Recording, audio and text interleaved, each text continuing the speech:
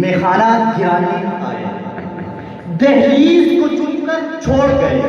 دیکھا کہ یہ پتھر بھاری ہے، زخموں سے جسم گزار ہوا، تم اپنے شکستہ تیر گرو، خود اہل ترکش کہتے گے یہ بازی کس نے ہاری ہے۔ علی بغار کشمیر۔ جنت نظیر اس نے بے مثال کی دیکھی،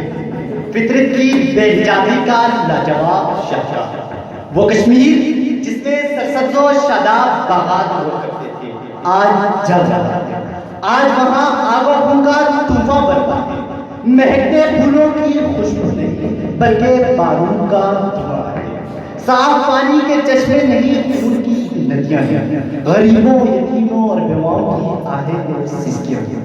گھر جل رہے ہیں، آبادیاں ختم ہو رہی ہیں، علی بغار آج زندگی ہار رہی ہے اور موت حاوی ہے اور موت حاوی ہے۔ میں دیکھتا ہوں کہ میرے سامنے ایک جنازہ ہے اور جنازے سے لپٹی اس کی ماں، اس کی بہن، اس کی بیٹی اور اس کی بیوی رو رو کر یہ کہہ رہی ہے، یا خدا